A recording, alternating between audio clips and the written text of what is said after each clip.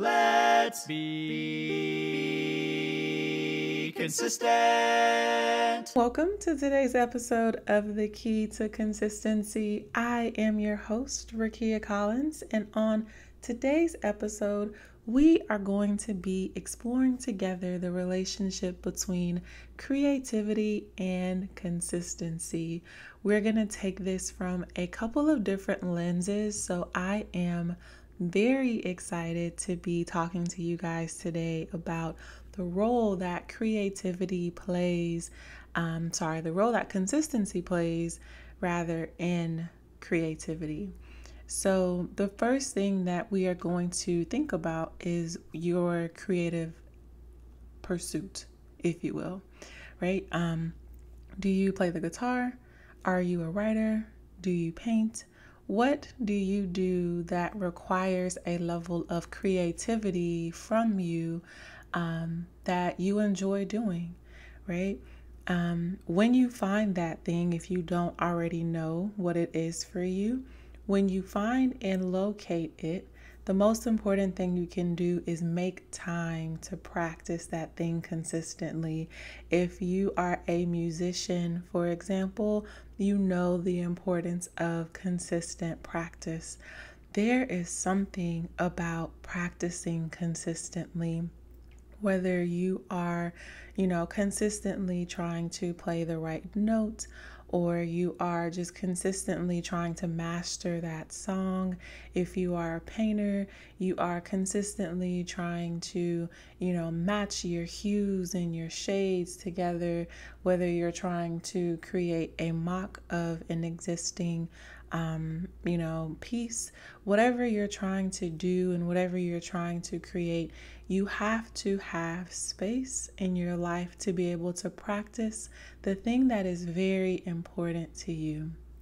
I can tell you from personal experience that while I am not super creative, I don't necessarily try to, paint or draw or anything like that. I think the best drawing that I could possibly give would be some stick figures, right? But outside of that, I do try my best to write and to journal. I find that those activities, writing and just journaling, even if I'm not writing or journaling about something specific, is truly cleansing to me. It allows me to get whatever is going on in my mind, to get it out, to get it on paper. And so I find that to be very, therapeutic for me.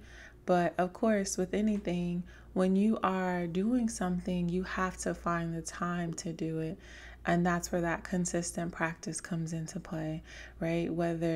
And to be honest, depending on the season of your life that you're in, that consistent practice may look very different for you, right? If you have a child that you take care of day to day, your time to practice for yourself could be when they take a nap.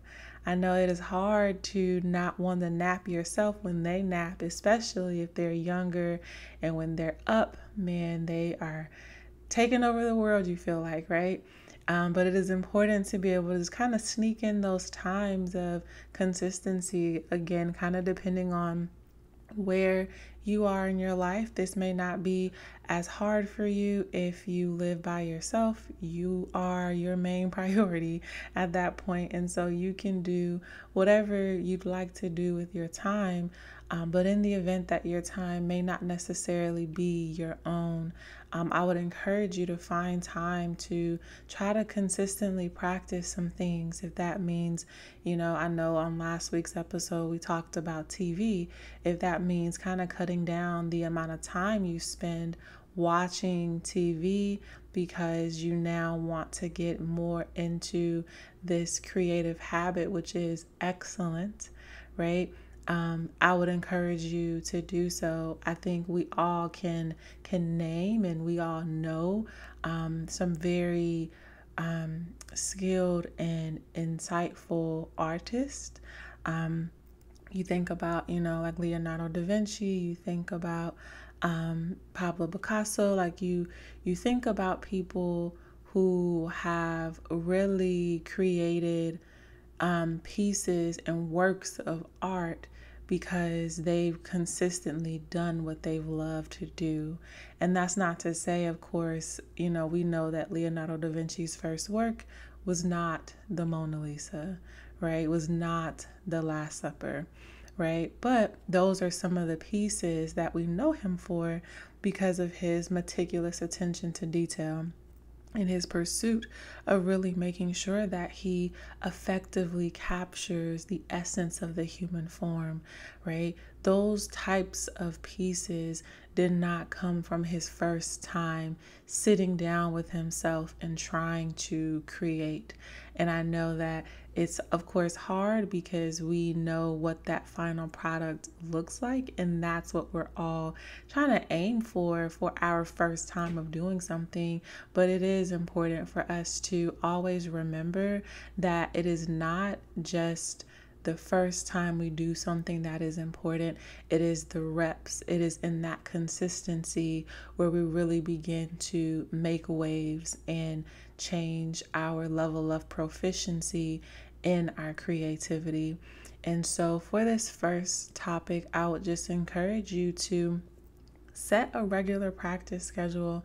I know that may sound boring, but I'm telling you, there is power in having a routine.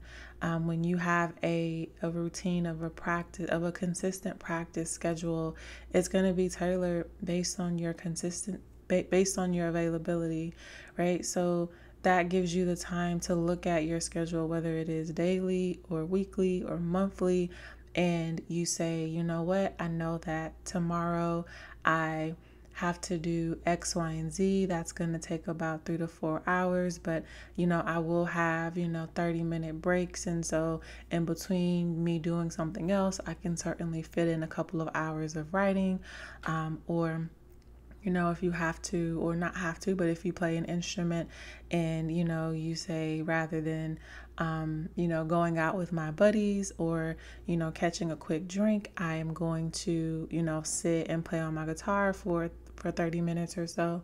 And I know that it doesn't necessarily sound inviting, and it kind of sounds counterintuitive when you think about, creating a practice schedule around creativity. But in order for your creativity to thrive and really have a space of its own, it is important that we set those boundaries around when we are going to practice and what are we going to practice on during those dedicated times. Today's episode is brought to you by the merch shop at thekeytoconsistency.com. I would encourage you to visit our merch shop to see if there's anything that piques your interest. One of the easiest ways to be consistent is to be visually reminded that you are on a mission. You are going to be consistent. So whether you pick up a phone case or you pick up a t-shirt, we have something for you. Again, that is www.thekeytoconsistency.com. And I hope you enjoy the rest of this episode. All right, guys. So the next thing that we're going to dive into as it relates to consistency in our creative pursuits is we're going to focus more so on establishing a routine, not the practice routine that we mentioned earlier. That is very critical, but we want to have what I'd like to call a creative routine, right? Where we know these are the things that foster my creativity. I know if I go for a walk during my lunch break, I'm going to see something, or I'm going to hear the sound of birds chirping, and that's going to put me in a creative space, right? Like, what does your creative routine look like? What do you need to do to help you foster inspiration and really help you kick up that productivity? That's what we want to talk about now when we think about a creative routine. It is important that your routine is really structured to who you are, that it is personalized, right? That it really fits the continuity of your individual preferences and your goals, right? So I just gave the example of going for a walk. If you are not a fan of nature, if you don't necessarily enjoy being outside, that may not be your vibe, and that is totally okay, right? You may be the type of person who says, listen, I get my creative juices flowing by just sitting and reading a good book. That's how I, get some creative juices flowing for me. Whatever that looks like for you, whatever that is for you, we want to make sure we find those buckets of, creative spaces and really adopt that and really turn that into a routine. So it may not be something that, as I'm talking about this and you're hearing this, is like, when do I feel the most creative, or when do I feel, inspired and at my most productive? It may not necessarily be, at a certain time of the day. It may just be, doing a certain activity makes you feel creative. It may be because you get up, super early in the morning. That's when you just feel a spark of inspiration.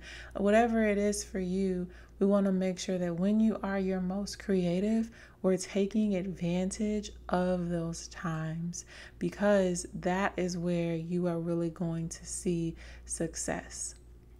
And as always, when you think about, being more creative, there are always going to be levels of resistance, not just internally, because of course you are going to tell yourself, we don't need to do this.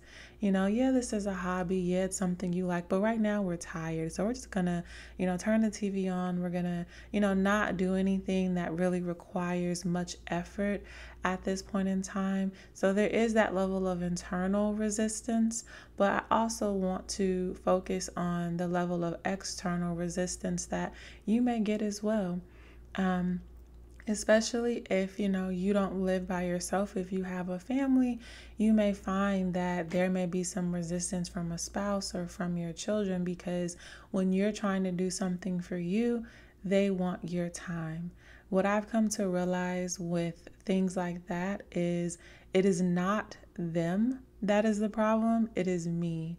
I am the problem because I am trying to do something for me that infringes on the time that I should be spending with them. And when you take that mindset that I need to make the adjustment, you begin to look through your day and say, you know what, rather than, doing this particular thing while my spouse wants to watch a TV show together or wants us to go to the park together, I probably could have, got off of work a little earlier and spent maybe 10-15 minutes, strumming up my guitar or practicing the piano or writing for a little bit before, everyone wanted to come home and go to the park and then have dinner, because that was something we already planned before, right? There are a lot of ways to, experience resistance. I just mentioned some internal and external, but I say that because we want to make sure that no matter the resistance that we experience, you remember why you're doing what you're doing. You are doing this because this is important to you. And I know that there are, some of you guys who might have heard about what it means to be in the flow state, where you're kind of no longer thinking actively about the task at hand, but rather things just seem to kind of flow from you.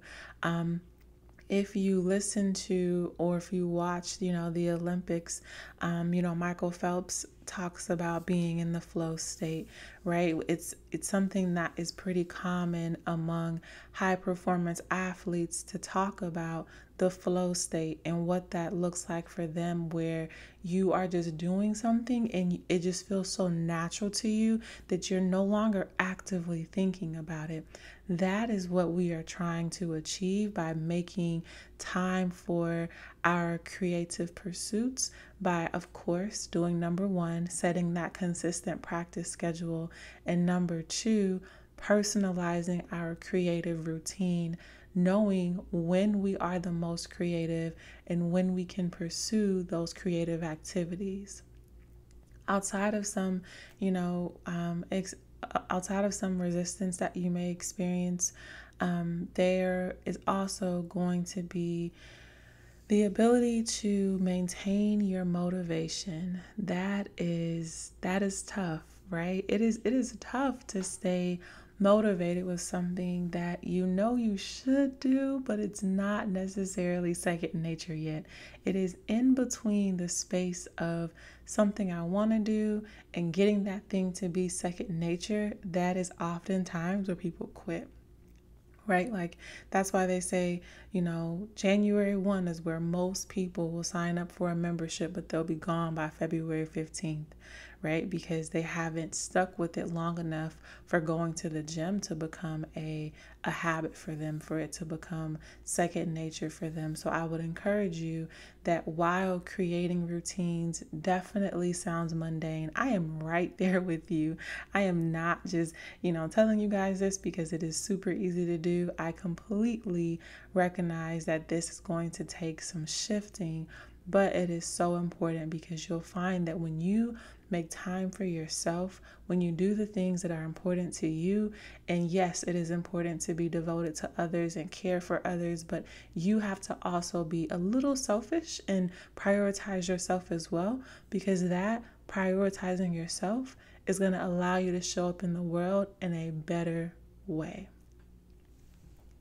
So, next, we're going to give, of course, a quick action item as it relates to our creative routine. I would encourage you, if you don't know offhand, like you're listening and you're like, Rakia, I really don't know, when I'm most creative. I would encourage you to just do some experiments, right? Experiment with different times of the day, experiment with different environments, find out, what helps you get into that creative mindset. And once you find that out, do that consistently, right? Make sure you are at that place all the time. Make sure that you are doing it at the same time of day. Once you find that time in that space, similar to if you've taken pictures or, been on social media, there was a thing back maybe a few months ago, even a year ago, probably at this point,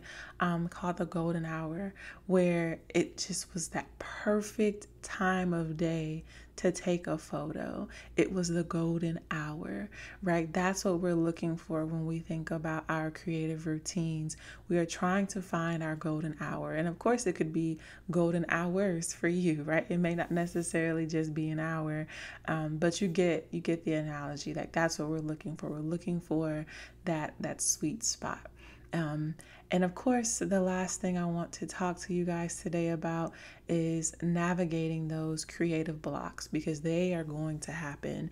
Even though we're going to work on, getting our practice scheduled daily, we're going to find blocks in our day where we can practice whatever our creative pursuit is. We're going to develop that creative routine where we know, what time of the day, we know what environment we need to be in order to feel our most creative. You can be at the right place at the right time, doing the right thing, and still experience a creative block. They are by far the worst. I will not pretend and tell you that it's fun to feel stopped up and to feel like you don't necessarily, like you have something to say, but you don't know what to say, because when you try to say it, you're saying it wrong, and it just feels like things just aren't even keel. It feels like things just aren't flowing the way you'd expect them to flow. And that is what we are going to get into now. It is the most frustrating thing, but the most, I'd say, rewarding thing when you find strategies to help you get over it. So one of the things that we're going to talk through first as it relates to your creative blocks are really making sure that you have the ability to move your body. As crazy and as simple as that may sound, moving your body and making sure that you have the ability to, whether you're writing something or you're drawing something, and it it's just wow, like I am at a block. I cannot get this done because I can't think. Go for a walk, right? There are benefits even going back to like the 1800s when we think about Henry David Thoreau, when he says that when he moves his legs, his thoughts begin to flow, right? That is, I love that because movement, not only does it make you feel better, again, we're very, very big on consistency on this podcast. And so anything that makes you not only feel better, you show up better in the world when you are moving your body, when you are getting out there and you are making things happen. And so I love that Henry David Thoreau credited that when his legs move, his thoughts begin to flow. You can also think about the study that Stanford did back in 2014. If you're like, listen, Rakia, Henry was back in the 1800s. We need something more current, more recent, right? In 2014, Stanford did a study that says a person's creative output increases by an average of 60% when they're walking. Both walking indoors and outdoors boosted the creative inspiration, as the act of walking itself and not the environment was the main factor, right? And so making sure that movement when you're feeling a creative block is extremely, extremely important. If you're the type of person who you're like, hey, I'm going for a walk and I am still stopped up, make a quick change in your scenery, right? There was an article that was recently posted in The Guardian by a writer named Jonah, and he cites that several new science papers suggested that getting away from your everyday scene, doesn't matter where you're going, is an essential habit for effective thinking. So whether you want to do something simple like head out to a new cafe, or, rather than working from home one day, you want to go to a shared workspace. You want to, go to a park and just sit in the park. Like whatever you want to do to kind of switch up your routine is actually going to benefit you. It's going to benefit you a lot by just changing your environment and changing up the things that you see on a day-to-day basis. And of course, lastly, as we're thinking about navigating those creative blocks, the main probably use case that I even do to myself is I just take a break. I just stop what I'm doing and I just don't do it. And I'll come back to it. I'll set a timer and I'll come back to it, but I just stop, right? Because then I realize that I'm out of balance because I'm trying to focus so hard on this one thing, and now that this one thing is elusive to me, I no longer am able to achieve the outcome that I want. And rather than just sitting there and being frustrated, just take a break. Just whether that break could include sleep, that break could include, as we mentioned, walking or changing your scenery, like whatever it is that you need to do, make sure that you are taking a break in between your creative pursuits. That is so very, very, very important. And outside of those three that I've listed, I would say make sure that you are actively seeking out different sources of inspiration to fuel you, right? Listen to different podcasts, read different books, explore different forms of art, whether you like to go to museums or attend, exhibitions, or collaborate with other artists that may not necessarily be in your genre. They may not necessarily be doing what you're doing. It could be collaborating with a different writer who writes a different type or in a different style, right? Like just collaborating across the board will really allow you to get your thoughts and your ideas flowing, because now you're in a space with someone who sees the world completely different from you. And that type of creative exchange, you just cannot put a price on that. So hopefully you are able to learn something about how consistency plays a role in your creative pursuits, how you can overcome those blocks that you might be experiencing, and ultimately with the goal of consistency lending itself to you experiencing growth in your artistic pursuits. And of course, a podcast episode here at The Key to Consistency would not be complete if we did not give a quote from our favorite book. And hopefully I'm saying ours because by this point, this is your favorite book as well. So this quote comes from Genesis 1:1, which is, "In the beginning, God created the heavens and the earth." I feel like that's a verse that we all know and love, but who is the master creator but the master himself? In the beginning, he created everything that we see and everything that we know. Remember, guys, consistency breeds mastery, and mastery transforms the ordinary into the extraordinary. Thank you so much for listening to today's episode of The Key to Consistency. Wherever you are listening to this podcast, it would mean everything to me if you could rate it, review it, reach out to me on Instagram. Would love your feedback, would love to hear anything you like, anything you don't like. Please feel free to share this episode with someone that you think could benefit from it. And until next time, bye guys.